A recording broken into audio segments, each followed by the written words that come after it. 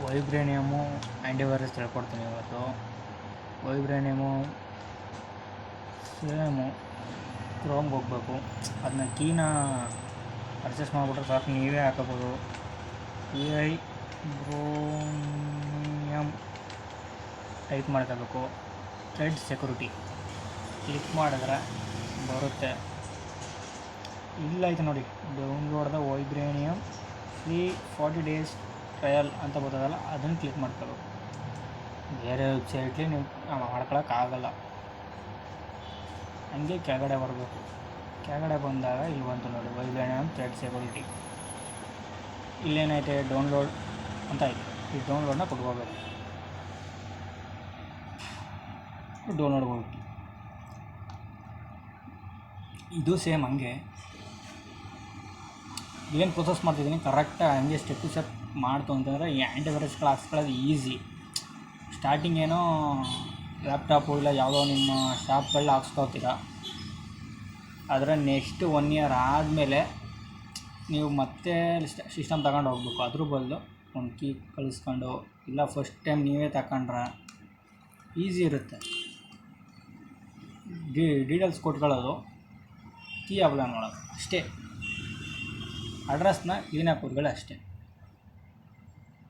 ನಿಮ್ಮದು ಅಡ್ರೆಸ್ಸು ಬೇರೆ ಯಾವುದಕ್ಕೂ ಕೊಟ್ಟಿಲ್ಲದೆ ಇದ್ರೆ, ಅಕಸ್ಮಾತ್ ಆಫೀಸಲ್ಲಿ ಕೊಟ್ಟಿರೋದು ಆಫೀಸಿಗೆ ಕೊಟ್ಟಿರ್ತೀರ, ಆಫೀಸ್ ಸಿಸ್ಟಮ್ಗಳಿಗೆ, ಮನೇಲಿರೋದಕ್ಕೂ ಅದೇ ಕೊಟ್ಟರೆ ಆಗೋಲ್ಲ. ಆ ಥರ ಸಪ್ರೇಟು ಸುಮ್ಮನೆ ಏನೋ ಒಂದು ರೆಫ್ರೆನ್ಸ್ಗೆ ಅಷ್ಟೇ ಇಮೇಲು. ಬೇರೆ ಮನೆಯಲ್ಲಿ ಯಾರ್ದಾದ್ರೂ ಇದ್ದರೆ ಕೊಟ್ಬೋದು ಇಲ್ಲ ಅಷ್ಟೇ. ಈಗ ಡನ್ ಅಂತ ಬಂದಮೇಲೆ ಡನ್ ಅಂತ ಬಂತು. ಡಬಲ್ ಕ್ಲಿಕ್ ಮಾಡ್ಕೊಂಡು ಇನ್ಸ್ಟಾಲ್ ಮಾಡ್ಕೊಳ್ಳಿ.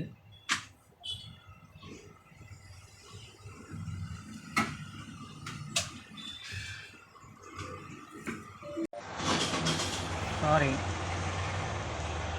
ಅದು ಚಾರ್ಜು ಇದಾಗ್ಬಿಟ್ಟು ಈ ಥರ ಬಂದಾಗ ಏನಿಲ್ಲ,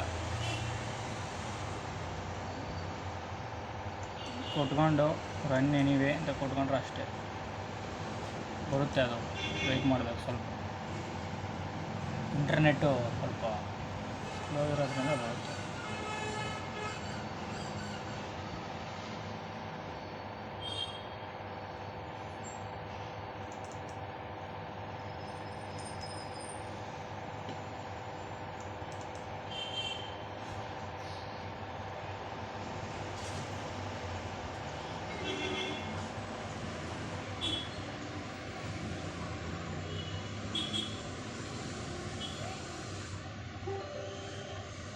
ಬಂತು.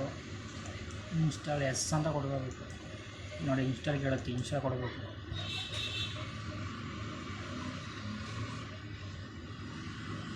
ಇದು ಫುಲ್ ಆಗಬೇಕು. ಫುಲ್ ಆದಮೇಲೆ ಆ್ಯಪ್ ಇನ್ಸ್ಟಾಲ್ ಆಗುತ್ತೆ.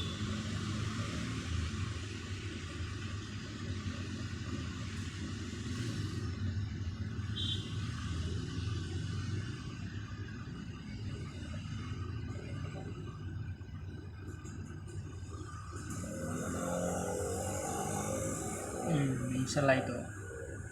ಇದನ್ನು ಓಪನ್ ಮಾಡ್ಕೋಬೇಕು.